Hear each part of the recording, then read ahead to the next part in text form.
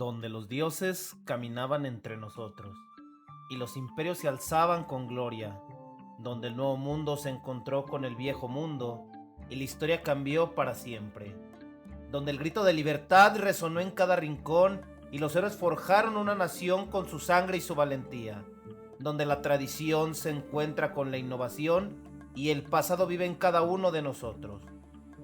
Aquí no solo contamos la historia, la hacemos vibrar. Muy buenas tardes, tengan amigos, compañeros, alumnos y a todo el público en general. Sean bienvenidos al primer episodio de nuestro podcast México Inmanente, creado con el objetivo de charlar de una manera amena con diferentes conocedores sobre hechos y procesos relevantes que han marcado la historia de nuestro país, ya que cada etapa, por más lejana que parezca, siempre estará a su sombra. Hoy nos adentraremos en la rica y compleja historia de México desde sus raíces prehispánicas hasta el dramático encuentro con los conquistadores. Yo soy el maestro Raúl Mares y estoy acompañado por el maestro y productor de este podcast, Adán Garnica.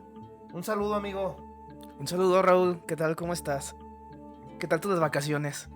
Pues bien, aquí disfrutando un poquito a la familia, cosas del hogar y pues contento, ¿no? Que es importante agradecer un día a día estar bien y que hoy se presente esta oportunidad de algo interesante, ya que vemos que pues en la actualidad ya estos podcasts son muy famosos y qué mejor que llegar a mucha gente con esta parte de la historia que nos fascina y nos encanta. Y por qué no, ¿verdad? En un futuro, ahora que inicia el ciclo escolar, pues invitar a los alumnos a que entren en esta parte del canal, de las redes donde se vaya a compartir, porque pienso que es algo muy padre, una gran idea. Felicidades. Gracias. Y pues bueno, vamos a darle. Y espero que todos estemos listos para viajar en el tiempo. Para comenzar con este recorrido largo. Largo de la historia, ¿verdad? Sí. Okay. Bueno, pues yo creo que es muy importante en este tema que hoy vamos a hablar sobre el origen del México prehispánico. Entender un poco este tema desde ver cómo es el origen de la llegada del hombre a América, puesto que sabemos que hay diferentes fuentes, hay diferentes teorías, que la llegada por las islas Polinesias, que el estrecho de Bering, hay muchísimas teorías y que te habla de 35,000, 30,000 años, 20,000 años antes de Cristo, de la llegada de este hombre a lo que ahora es nuestro territorio. Pero yo creo que lo que deberíamos de rescatar es saber este hombre conforme llegó a nuestro continente americano, pues la importancia de ese proceso de su llegada y lo que fue con el pasar de los años dejando para nuestros días.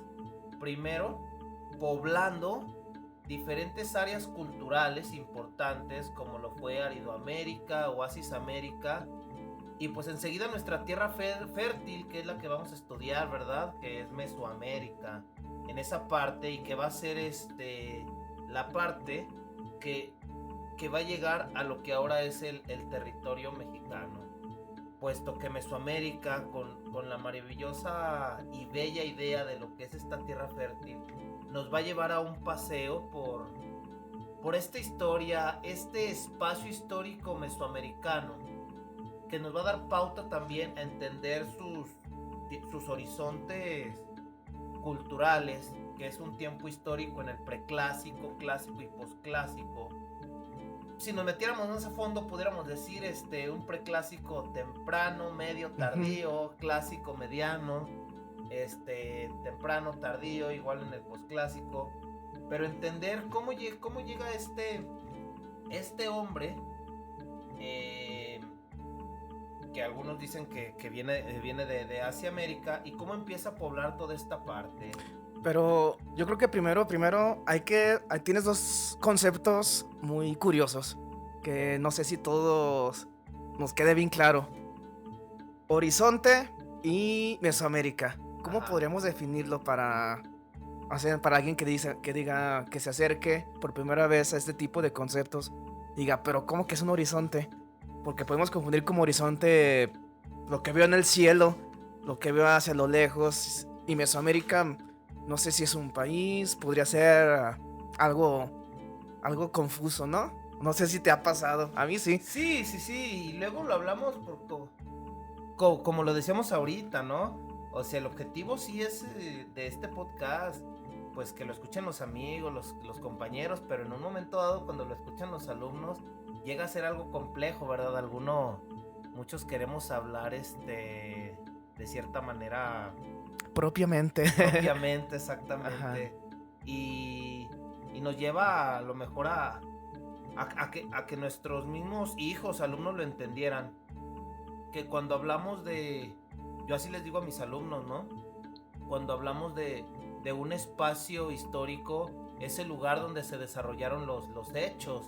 Ujú. Entonces, ahí entenderíamos a Mesoamérica como el espacio histórico, como tal, el lugar Ok. donde se desarrollaron y donde se fueron poblando estas culturas, civilizaciones prehispánicas, como tal. Y el otro concepto sería el tiempo histórico en el momento conforme se desarrollaron los hechos según los años, Ok. ¿sí? Entonces sería como que el espacio temporal, los horizontes, y el espacio geográfico Mesoamérica, por así Así decir. es, Ok, ya. así es. Y también, bueno, complementando lo que dices, recordar que, bueno, en ese espacio geográfico como que también lo dividían algunos historiadores en Aridoamérica, hacia el norte, y Oceanamérica, también una parte norte por allá arriba, ¿verdad? Sí, claro. Y muchas de las veces pues tratamos de no hacer relevante Aridoamérica y Oasis América ¿Por y qué nos será eso? ¿Nos quedarán más gordos o qué? pues pudiera ser, ¿no? Tal vez porque empezamos a mencionar a Mesoamérica nos apropiamos mucho de ella, ¿verdad? ¿Será por lo geográfico? Tal vez. O sea, como que nosotros, como somos de esa zona, la que más nos interesa, ¿verdad? Sí, sí, sí, pues ahora sí que como buenos mexicanos nos vamos a lo práctico, ¿verdad? Ajá. A lo que sigue. Y como tal, entonces, cuando empezamos a entender este mundo prehispánico y sus orígenes, pues yo recuerdo mucho a mis maestros que me decían que muchas de estas culturas prehispánicas pues surgieron en un mismo momento, pues empezaba este momento de población. El punto es que se van estudiando cronológicamente por su florecimiento. Por eso podríamos empezar a estudiar a lo que es la cultura madre, que es la cultura olmeca, ¿verdad? Esa Ujú. cultura que algunos es conocida por su gran arquitectura con sus cabezas colosales, esa cultura ubicada en lo que ahora llamaríamos Veracruz y Tabasco, con sus grandes ciudades de San Lorenzo, La Venta y Los Tres Zapotes, pero reconocida como cultura madre porque es esa cultura que le va a heredar a las siguientes varias de sus costumbres, tradiciones, ideas, arquitectura, qué decir de su herbolaria, qué decir de su organización social. O sea, yo creo que estamos en un podcast, pero yo creo que nos llevaríamos un capítulo para cada cultura, para cada área cultural o para todo, porque es algo magnífico y No, sí, claro. grandísimo esta parte No de lo... terminamos de abarcar todo lo que eran las culturas. Imagínate, si nos fuéramos una por una, a lo mejor podríamos abarcar un poquito lo que era, ¿verdad? O lo que conocemos. Porque ya ves que también han escondido mucho de esos pasados. Sí, sí, sí. Sí, incluso por eso ahorita pues tratamos de irnos a lo principal, ¿verdad? Ujú.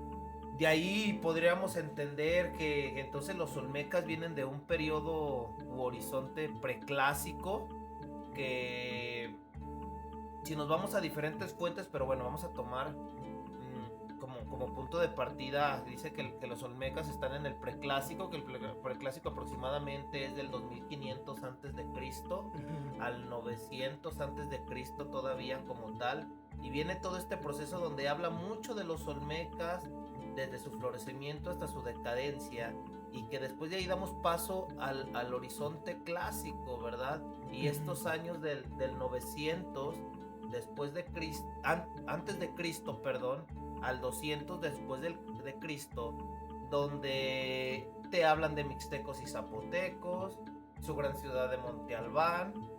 Pero para mí, la verdad, a mí esta se me hace la piel chinita cuando hablamos de los teotihuacanos y los mayas. ¿Por qué?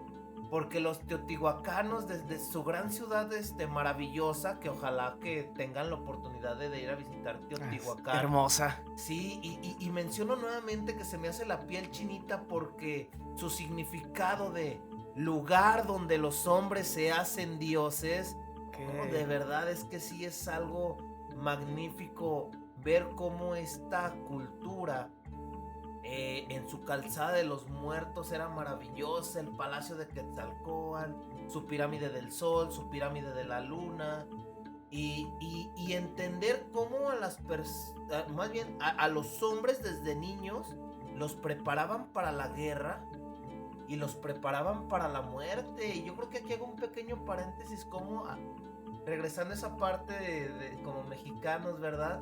Pues está muy adentrado el Día de Muertos siempre, y muy pegado al México prehispánico, porque vemos la muerte desde una manera diferente a lo mejor a otras culturas en el mundo general, ¿verdad? Este mundo global, perdón, y nos damos cuenta cómo viene desde el mundo prehispánico. Claro, más adelante ahorita lo vamos a ver con la llegada de los españoles, pero sí vemos cómo los preparaban, ¿verdad? Yo me sorprende cada año en los ciclos escolares, cómo con mis alumnos siempre es, y en el juego de pelota, listos, caballero jaguar o caballero águila, y listos para realizar el juego y saber y preparados que el ganador iba a ser el que iba a tener la dicha de ser sacrificado para su pueblo, ¿verdad? Y que cuando les preguntamos a los chavos dicen, no, pues es que... Así que chiste. Así que chiste, en realidad el que perdía es el que tenía que morir. Y cuando uno les platica, es que en realidad ahí era como, el no ganar era morir en vida, porque era peor.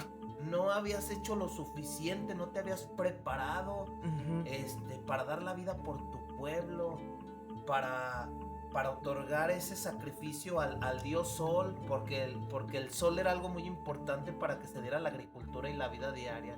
Entonces cuando hablamos de todo esto en los teotihuacanos es maravilloso. Y después partir con nos vamos al sur, y si hablamos de los mayas, pues ni se diga, ¿verdad?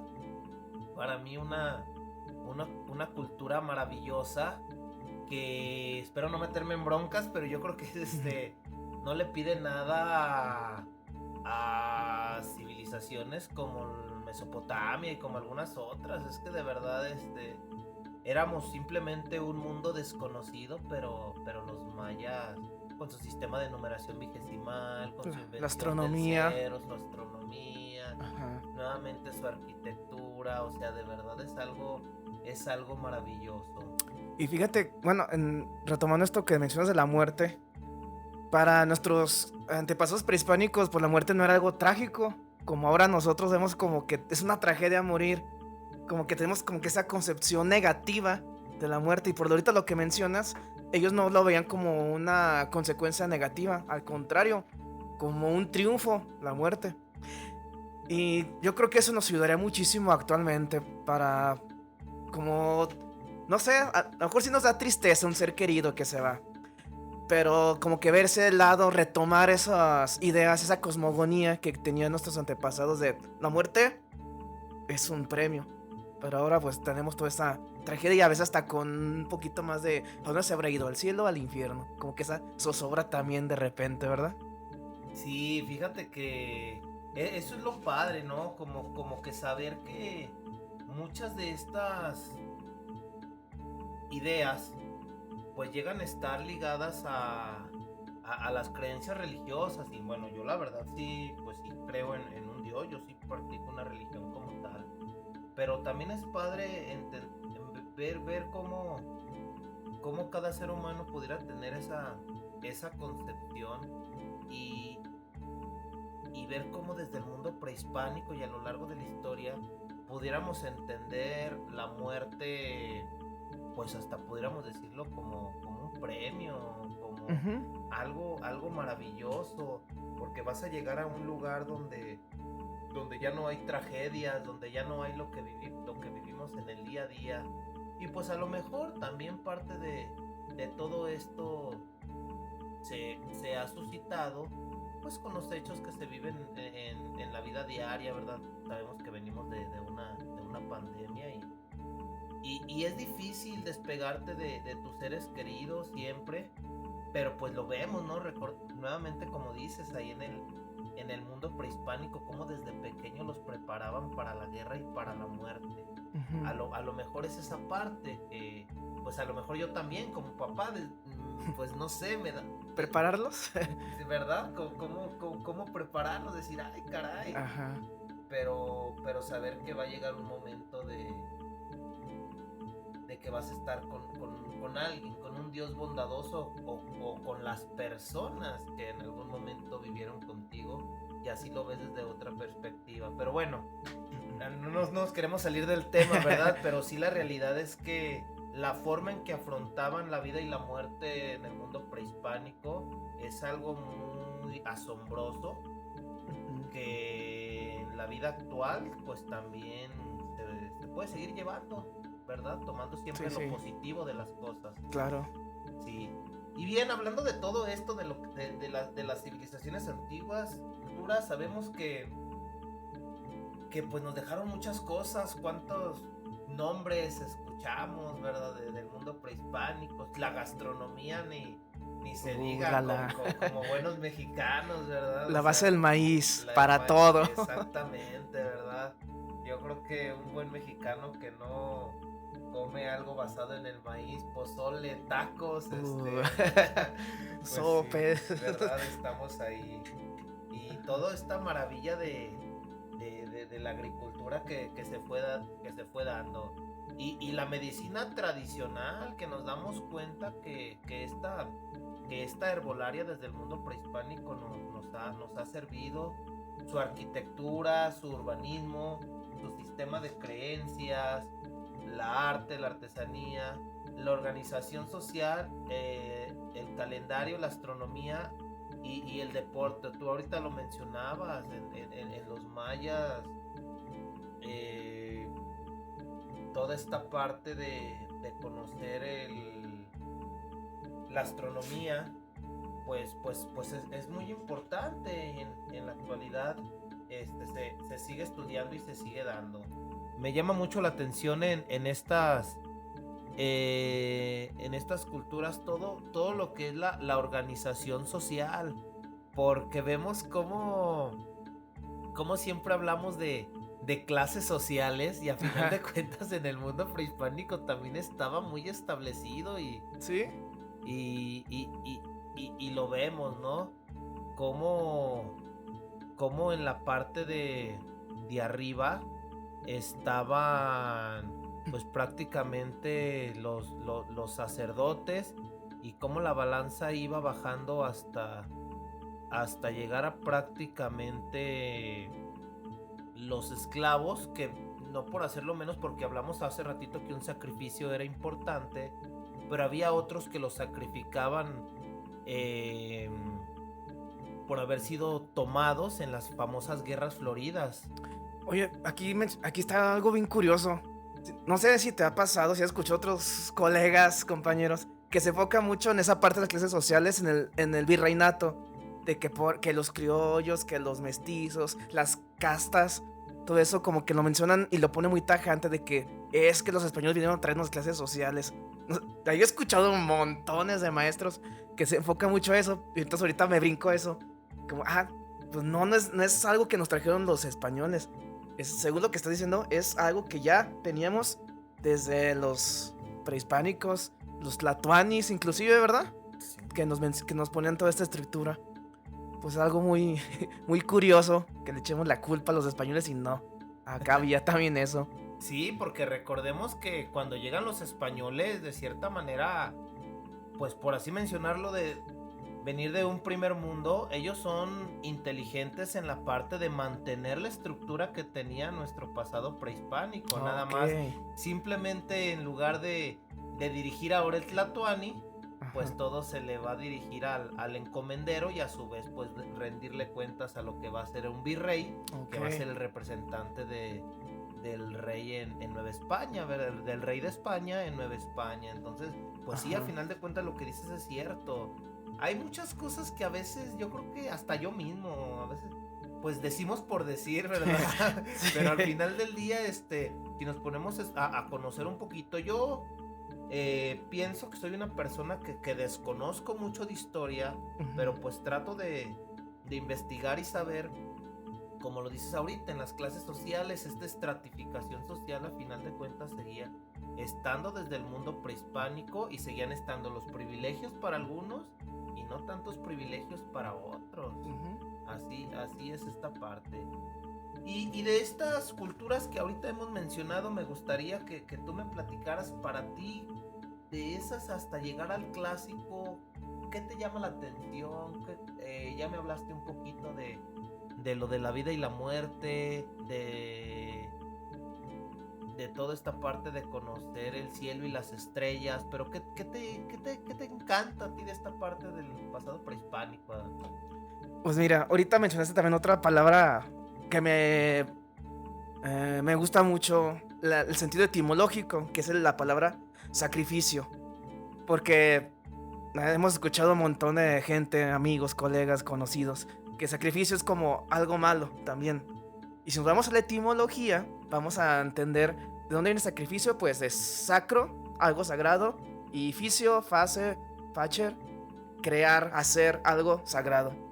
Entonces, esta concepción la tienen muy bien vivida nuestros antepasados prehispánicos, de que voy a hacer un sacrificio, voy a convertir en algo sagrado. Y ahorita mencionabas también el significado de Teotihuacán, el lugar donde Los hombres se hacen los hombres dioses. se hacen dioses, que es precisamente darle todo el sentido a la palabra sacrificio. Ese es un sacrificio, que el hombre se convierte en Dios. Bueno, claro, tampoco nos vamos a meter como en las creencias de que, ¿cómo que el hombre va a ser Dios? Hay que también entender qué eran los dioses para los prehispánicos, que no es la misma concepción que ahorita nosotros tenemos. Puede ser como católicos, como cristianos, como judíos. No es la misma esta concepción de Dios que tenían ellos, ¿verdad? Y otra cosa también, algo que ahorita recordé, ahorita que mencionamos la astronomía, el calendario tan exacto que tenían los mayas. Tan exacto que hasta nos sacó un susto en el 2012, ¿verdad? ¿Sí te acuerdas de esa época que decían, es que ya se va a acabar el mundo porque los mayas solamente hicieron el calendario hasta 2012? Que no sé qué haya pasado, no me enteré, no supe bien, no investigué esa parte de por qué llegó hasta el 2012. Si fue una interpretación errónea o se le sacó la piedra o qué pasó ahí. Ahí sí no supe. Fíjate que yo, recordando un poco a mis maestros, también ven esa parte, ¿verdad? Donde menciona exactamente que pues puede haber muchísimas teorías, ¿verdad? Y yo me quedé con la parte de que simplemente pues ya no hubo tal vez esa oportunidad de seguir mencionando lo que fuera a pasar en un futuro, como que hasta ahí se quedaron. Cabe mencionar pues que en la misma actualidad pues sigue habiendo pueblos mayas, ¿verdad? Ujú. pero de cierta manera pues ya hasta ahí en ese conocimiento pues hubo como un alto, pero a final de cuentas lo importante en esto. Sí. ¿Sí? Ok. Lo importante yo creo que es saber cómo fueron tan buenos, tan inteligentes, tan capaces de pues ver lo que vivimos hace algunos años, ¿verdad? Llegar hasta un 2002. Bien, después de esto de los mayas, no sé tú, Adán, pero pues es que volvemos a hablar de diferentes culturas y, y nos aterricemos ahora a un periodo tal vez posclásico en el horizonte. Y yo creo que ahí viene un punto de partida importante con los toltecas. ¿Por qué? Porque los toltecas, si bien es una cultura ubicada actualmente en lo que es Hidalgo, conocemos Tula Hidalgo, su gran ciudad, pero ahí lo que me llama la atención para ya adentrarnos a lo que es la conquista, yo creo que es un punto de partida importante porque en el pueblo tolteca sabemos que Quetzalcóatl para el mundo prehispánico era algo, El Prime. ¿verdad? Entonces, al ver como Mixcoatl, un gran sacerdote del pueblo tolteca, tiene a esa deidad de Quetzalcóatl en lo más alto, pues decide ponerle a su hijo como tal Quetzalcóatl. Y ahorita hablábamos de lo relacionado con las religiones, ¿no? Y empieza toda esa parte. Ok. Paralelismos. Exactamente. Quetzalcóatl hecho hombre ahora sí, ¿verdad? Y mucha gente empieza a relacionar esa parte con la figura de Jesús, ¿verdad? Ajá, sí, hecho sí. hombre como tal. Donde para nuestro mundo prehispánico, y es que está bien relacionado, todo bien chido, con lo de la vida y la muerte, pues el sacrificio humano era algo, como dijiste ahorita tú, el Pram, era algo muy, perdón la palabra, muy chingón, la neta, La censuramos ellos, después. ¿verdad? ¿Verdad? Entonces, llega este Quetzalcóatl como hombre, y con todo lo que fue conociendo, a la muerte de su padre, él es educado por la familia materna, pero después reclama el trono de su padre y llega, y empezando a entender esta nueva idea en el mundo posclásico, en el horizonte posclásico, donde hablamos de una divinidad, y que un Dios como tal es un Dios que no quiere ver sufriendo a las sociedades como tal, y que habla de que Dios es amor y todas esas partes, y lo pegamos a Jesús como tal, pues empiezan a eliminar estos sacrificios humanos. Y entonces imagínate qué golpe le empieza a dar a los sacerdotes toltecas. Hablemos de Tezcatlipoca, que dice, caray, a ver, pues los sacrificios humanos es algo que debes de respetar como tal. Ajá. Y al él quitarnos como tal, pues se meten en una bronca total. Tanto que viene la leyenda donde Tezcatlipoca y varios sacerdotes lo embriagan y lo hacen que se avergüence de esta trampa que le hicieron, y decide retirarse. Pero Quetzalcóatl dice que un día va a regresar, ¿verdad? Y es donde viene la bronca cuando viene Hernán Cortés. Pero fíjate toda esta relación que nos lleva a las paralelidades que dices tú, ¿verdad? De entender cómo tal vez no es que la historia se repita, pero por eso es padre conocerla para saber cómo llega todo esto. Ajá. Y por último, pues llegar a los aztecas o mexicas para ya llegar a la conquista, ¿verdad? Ajá. Oye, pero por ejemplo, no sé si vas a mencionar de los mexicas. Bueno, a mí lo que me llama mucho la atención de los mexicas es su crueldad. Me he puesto a leer sobre todo esto de la historia de los mexicas. De los toltecas yo no conocía nada. No sé, como que es otra de las culturas, como que me brinco cuando estoy leyendo el texto. Como que mi mente se brinca.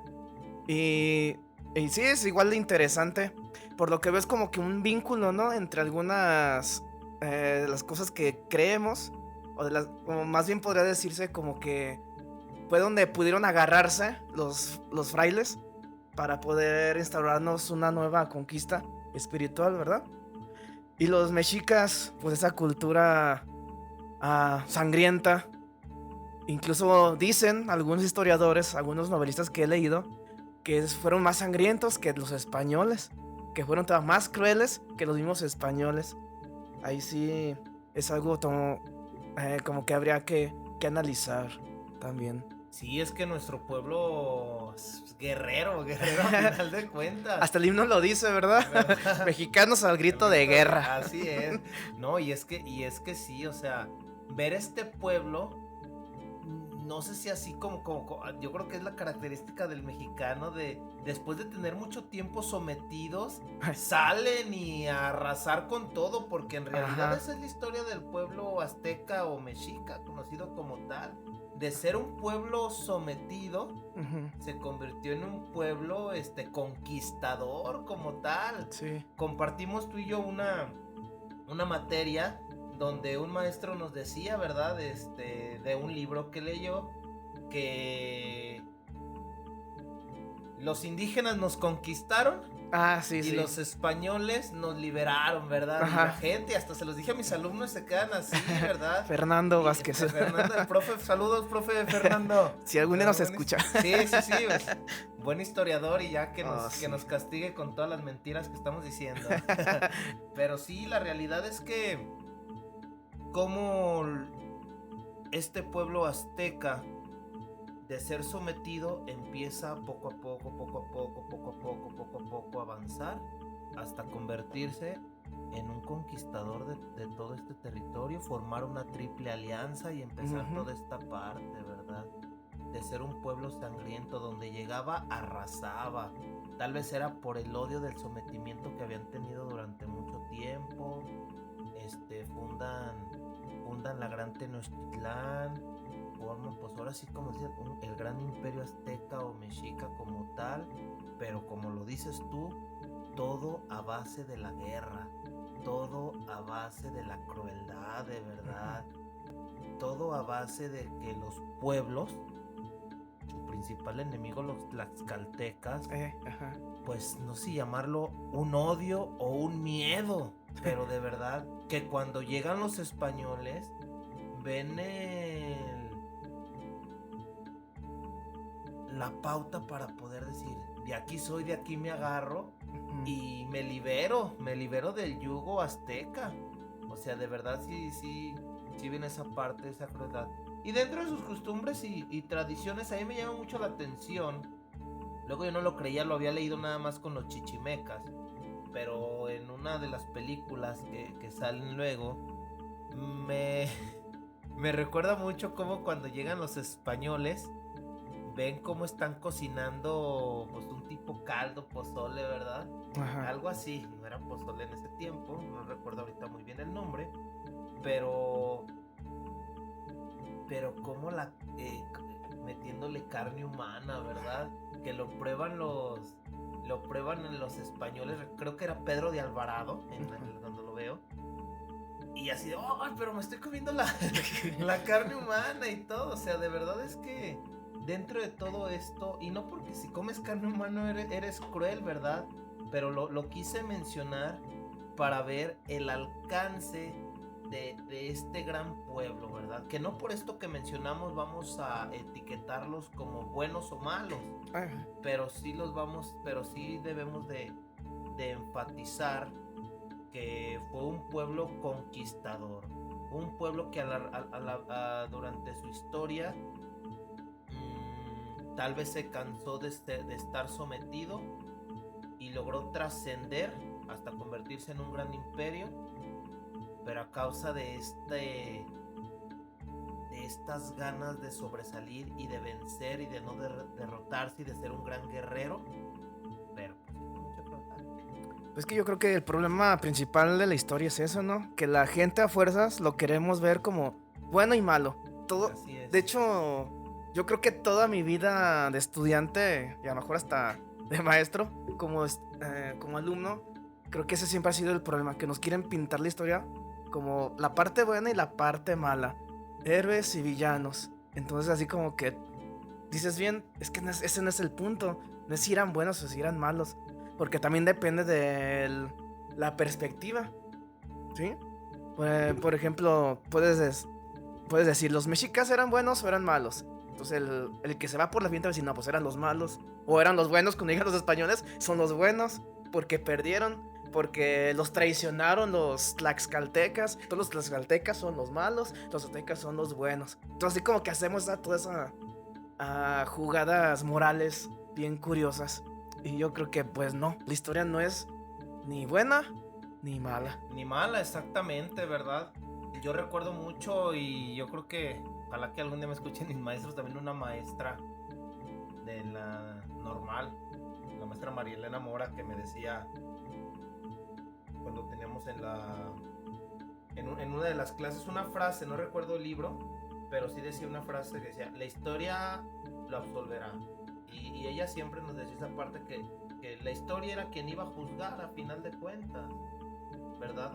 Al personaje o al hecho histórico. Pero ¿por qué juzgar? Tal, ¿verdad?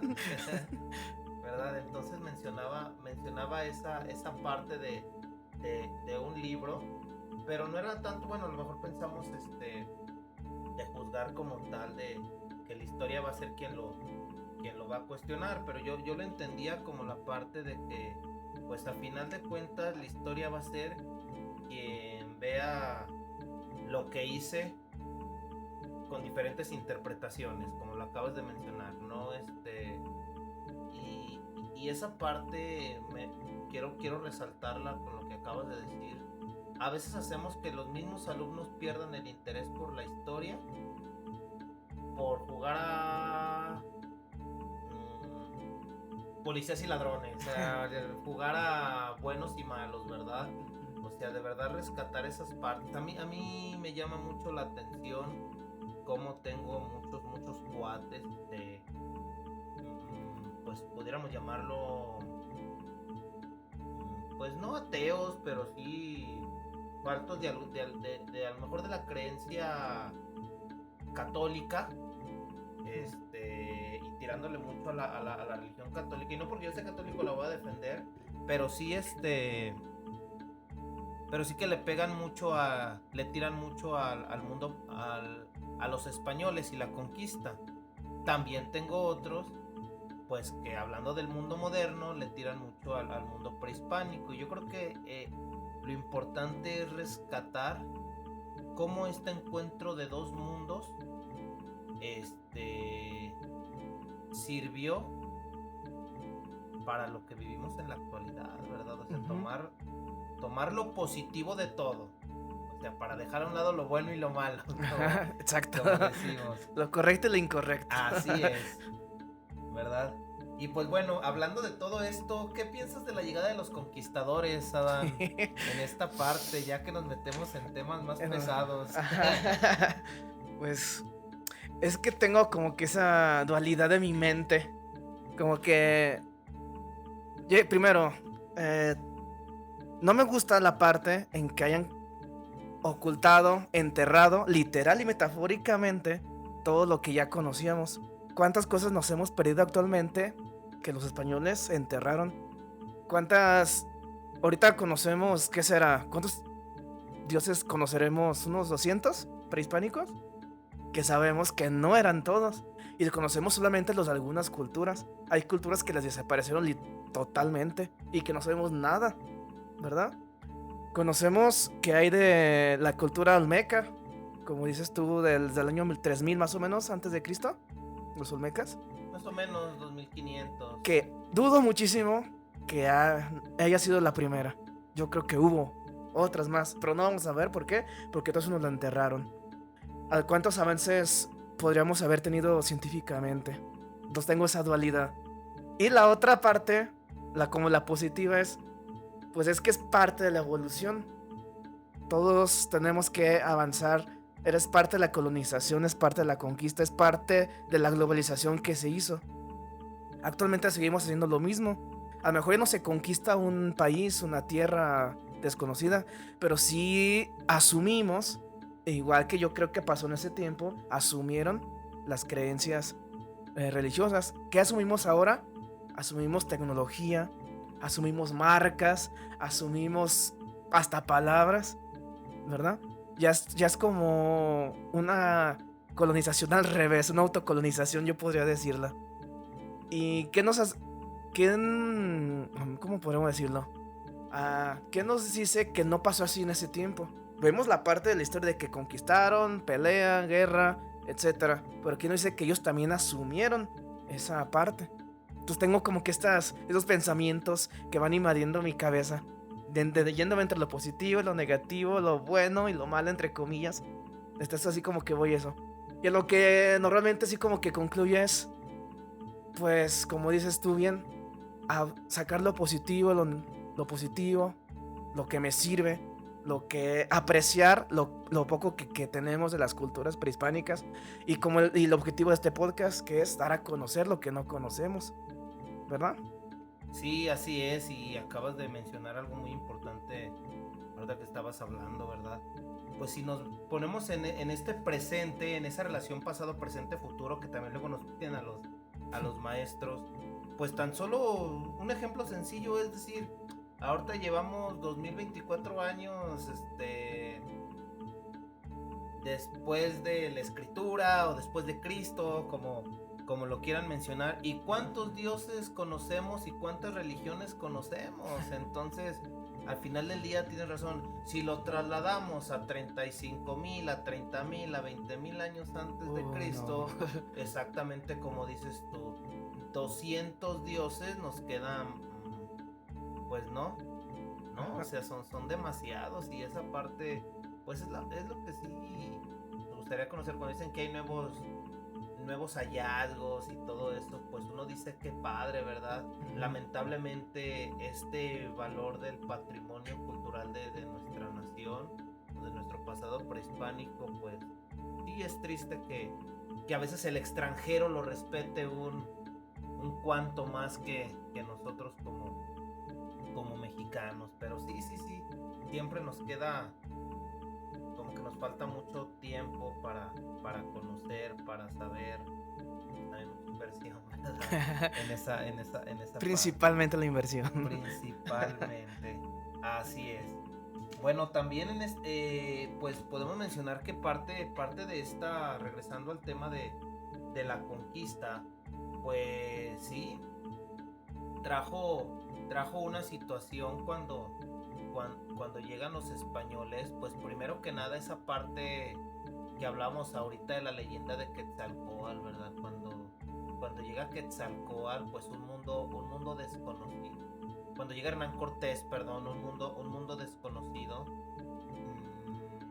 y empieza a descubrir este mundo. Y nuestro pasado prehispánico lo confunde como tal, porque la armadura la desconocían, porque la piel de los españoles la desconocían, porque las armas las desconocían. O sea, ver muchas cosas desconocidas los llevan a querer pensar, pues que solamente pueden portar todo eso los dioses, y por eso lo relacionan con Quetzalcóatl.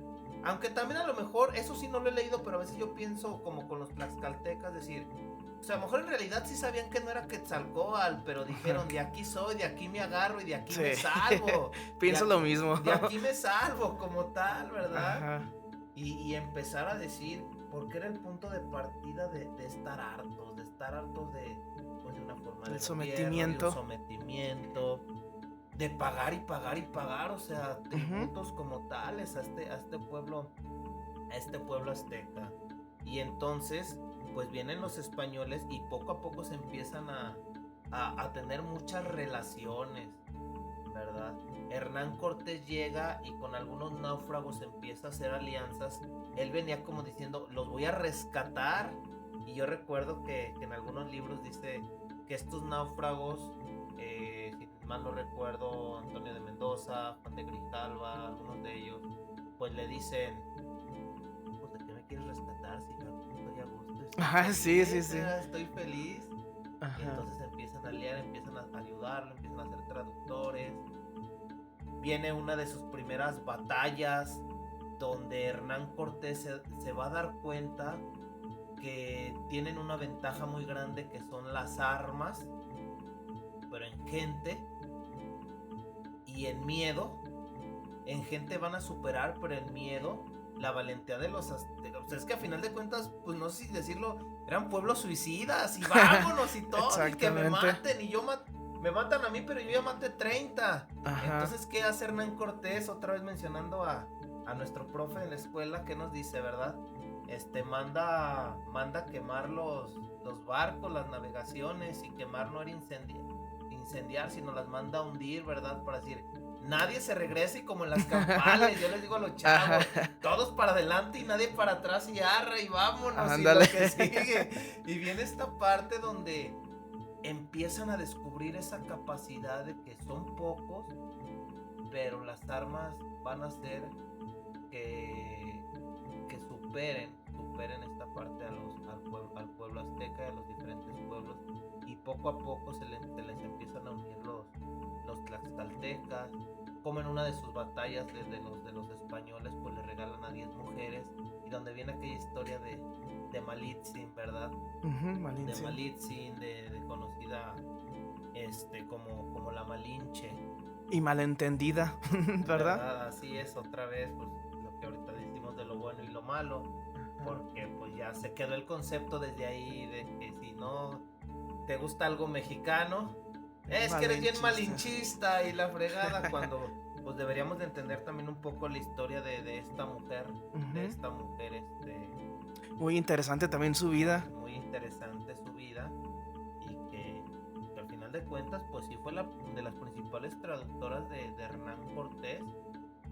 Pero pues bueno, sería otro podcast hablar de su vida. Exactamente. Pero sí entender pues que sí deberíamos de quitar esa etiqueta como tal de que una traidora de nuestro mundo prehispánico. Esa es una humilde opinión, ¿verdad? Porque pues hay diferentes yo creo que no, como... es injusto llamarle traidora, totalmente injusto, ¿verdad? Pero pues así a veces lo llegan a manejar, ¿verdad? Sí. Así es esta parte de la historia, nuevamente con lo bueno y lo malo.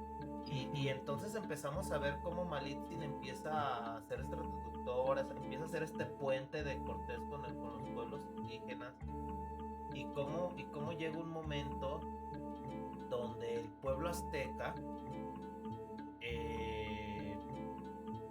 empieza a darse cuenta que los españoles empiezan a tomar fuerza y empiezan a tomar poder, empiezan a tener incluso simpatía con algunos pueblos, como haya sido, lo más seguro, como lo dijimos ahorita, por conveniencia, pero estaban ahí, y cómo esa fuerza hace que, como dicen, para tantear las aguas, el sacerdote del pueblo azteca pues empieza como que a buscar esa conexión con Cortés, ese encuentro, y que cuando se da ese encuentro lo recibe con regalos, lo recibe muy padre, diciendo que tal vez si es Quetzalcóatl, todo esto, todos como que manejando para que se la crea, para que se la crea, pero casi y otra vez lo censuras, pero casi diciendo, si no me equivoco, Moctezuma. Sí, Moctezuma. Sí, ¿verdad? Moctezuma casi con decir, te recibo, seas bienvenido, pero en unos días quiero darte una patada en el trasero y vete, porque aquí yo soy el chido. Esa es la realidad, o sea, pero muy inteligentes los españoles, y tal vez muy ingenuos los aztecas, o Moctezuma en su caso, pues dejan entrarlos a la gran ciudad de Tenochtitlán. Aquí me gustaría hacer un paréntesis, que dentro de este objetivo me comentaba aquí nuestro director Adán, mi maestro, y platicando, pues es empezar a ver las etapas de la historia conforme los meses, y ahorita que vamos a entrar a la conquista, pues hace algunos días, 13 de agosto, ¿verdad? Sí. Y en 1521, pues hace algunos días, estaríamos cumpliendo, si no me equivoco, 503 años de esta caída de Tenochtitlán, 13 de agosto de 1521. Entonces, regresando al tema, cuando los reciben con esta ingenuidad los aztecas, o con una estrategia tal vez que no les funciona, poco a poco los españoles empiezan a adentrarse, y tal es el caso que el pueblo azteca, que lo acabamos de decir, guerreros, acostumbrados a ellos imponer como tal, se empiezan a reclamarle a Moctezuma, oye, pues ponte las pilas, estás haciendo ya lo que dice este desconocido, ¿verdad? ¿Estás seguro quién dice ser o qué? ¿Verdad? Y toda esta parte te empieza a mover y parece que la historia está empezando a atar hilos para conquistarnos, porque viene un suceso importante donde Cortés ya prácticamente se hace dueño y patrón de este lugar y ya ni siquiera empieza a mandar porque aparece era mucho tiempo para mandar la información a España, pero ya Cortés se hace dueño y entonces, si no me equivoco, en la historia lo mandan buscar y Cortés pues va y pelea a Cuba y deja un encargado aquí para estar pues checando todavía aquí lo que es la gran ciudad de Tenochtitlán, y es donde viene aquel levantamiento en armas. Era tal vez otra vez ese grito de guerra, de independencia mexicano que nos caracteriza contra los pueblos españoles, y que viene esa noche triste donde pareciera que los españoles no nos terminan de conquistar y que surge nuevamente esa fuerza del gran mexica, pero que la historia está aferrada a conquistarnos, ¿verdad? De eso te dejo hablar, amigo. Pues sí, bueno, yo les digo a mis alumnos, la noche triste, ¿para quién? Exacto. Porque yo de niño, yo siempre pensé, la primera secundaria, que era la noche triste para nosotros. Porque pues la noche triste, así le ponen, el árbol de la noche triste. Pero pues no fue triste para nosotros de ninguna manera. Triste para los que pelearon, triste para los españoles, ¿verdad? Ese es como lo curioso de esta parte de la noche triste, donde Hernán Cortés, sí, dice la leyenda, porque tampoco es así como que históricamente se fue a llorar allí al árbol. Es como un poquito más dramatizado. Ya ves que a nuestra historia mexicana también le gusta mucho dramatizar los eventos, ¿sí? Ya veremos después en otros episodios cómo les gusta así como exagerar. Que hay un señor que se puso una piedrota en la espalda. Bien dramático. Y la noche de Dolores en Dolores, que ya nos descubrieron. Bien dramático nuestra historia. Entonces, este es, yo creo que otro episodio más de los dramas que nos gusta hacer en la historia. Sí. Entonces, como lo mencionamos en esta parte, pues la noche triste, pues para quién, ¿verdad? Y viendo esa parte de para quién, entonces sabemos que nuestro pueblo azteca, tal vez ya contento de esa tristeza de muerte de muchos españoles, de que están a punto de liberarse y seguir siendo ese pueblo imponente, ese pueblo conquistador, pues lamentablemente parece que la historia está aferrada a que ya se dé este proceso de conquista total y ese proceso de que se empieza a dar esa globalización. ¿Por qué? Porque pareciera que ya superamos en hombres, pero lamentablemente nos llega una epidemia de viruela y otra vez empiezan a emparejar las cosas hasta que ya nuevamente toma fuerza los españoles, que si lo vemos con lo que nos aconteció hace algunos años en la pandemia, pues sí, pudiéramos entender que ¿por qué no murieron algunos españoles? Tal vez porque ya tenían como tal una inmunidad hacia alguna enfermedad y pues para nosotros era algo desconocido. Pues imaginemos, ya dijimos hace ratito, 503 años, pues no teníamos como una vacuna y todo, a pesar de la herbolaria prehispánica. Y pues mueren cuantos, y pues todo esto y que se empiezan a juntar nuevamente españoles y varios hechos que se van conjuntando, que llegamos al punto de la gran caída de Tenochtitlán el 13 de agosto de 1521, ¿verdad? Y pues y se me pasó un poquito recordar cómo en estas exigencias del pueblo azteca a su sacerdote Moctezuma, si no me equivoco, cuenta la historia que en una de sus charlas que sale a hablar, pues le avientan una sonda, con una sonda en la cabeza, con una piedra, reclamándole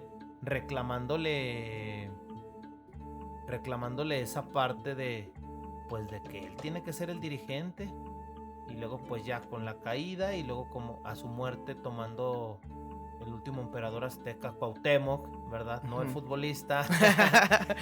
Pues también fue emperador para la América.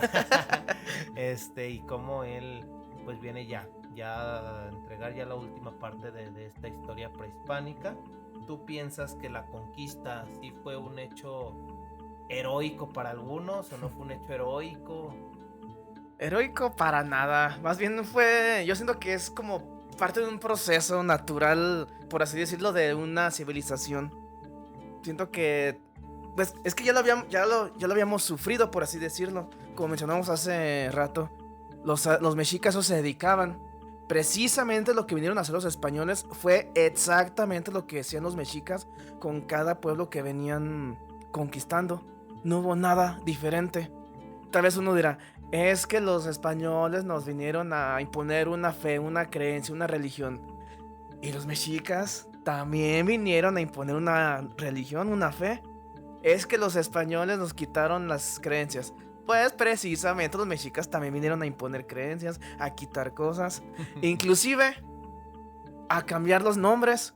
También nos quejamos de que, por ejemplo, no sé si has visto esa famosa imagen donde está Tonantzin y a un lado le ponen la Virgen de Guadalupe, como, así como que esa conquista espiritual.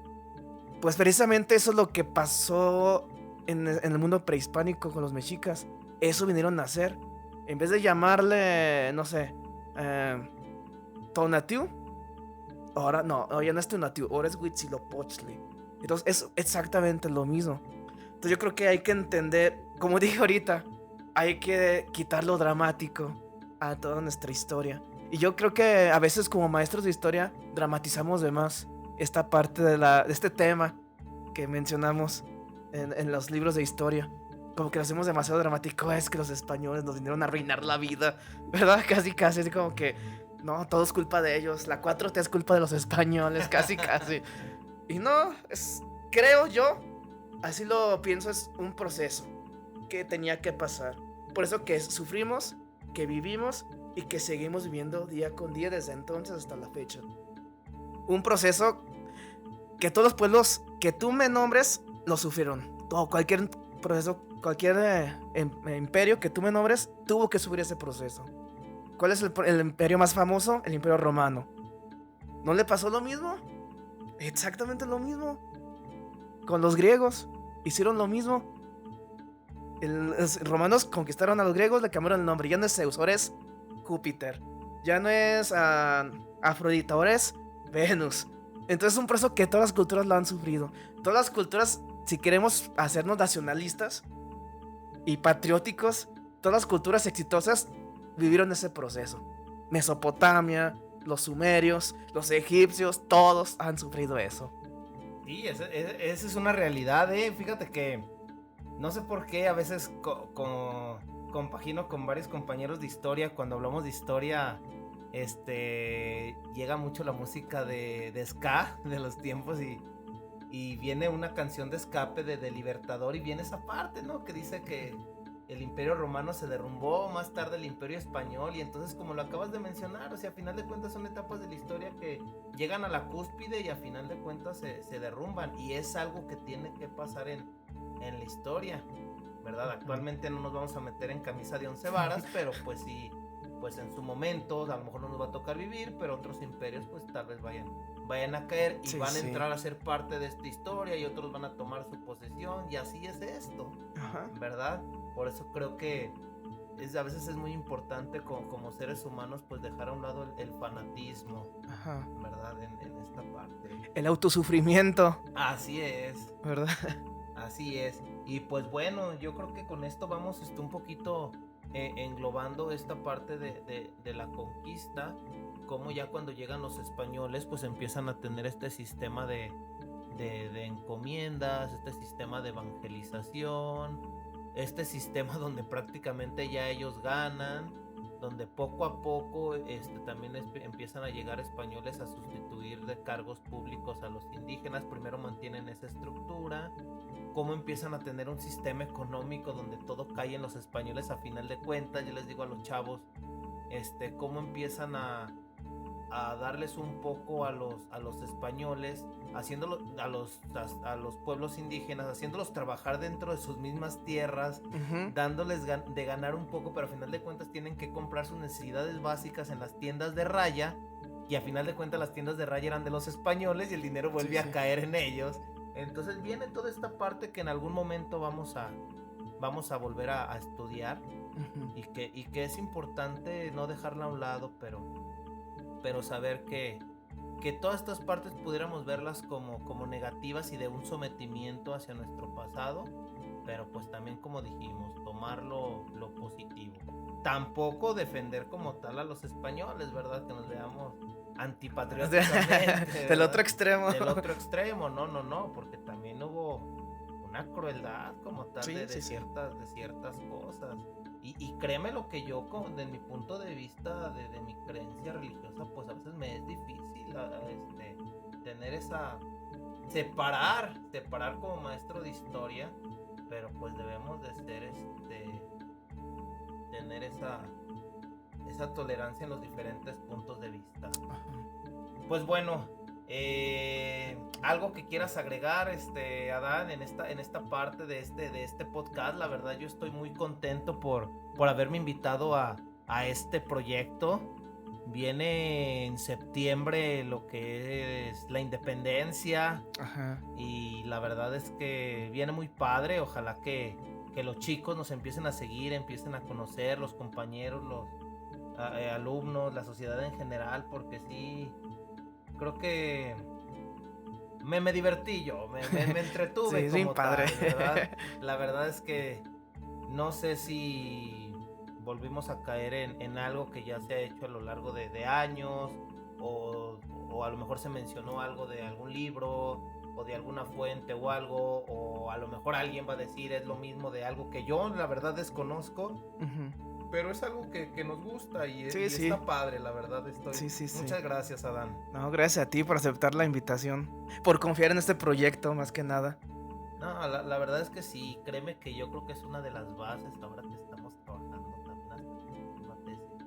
Sí. Es algo que se sabe interesante dentro del innovar y atreverse a, ¿verdad? Sí, claro. A lo mejor yo creo que más adelante podemos hasta platicar de las estrategias, de cómo ver, cómo hacer una lotería prehispánica. Ándale, estaría bien padre. Cómo hacer una canción de la encomienda, una vez la hacía con los chavos. ¿En serio? Qué padre. Sí, cómo hacer máscaras prehispánicas, cómo realizar un juego de pelota, cómo sin agarrar cuchillo y sangre, pero poner el escritorio como un sacrificio, hacer como si fuera una pirámide y un sacrificio humano, y explicarles, ver películas. Ajá. O sea, la verdad es que pues está padre, ¿no?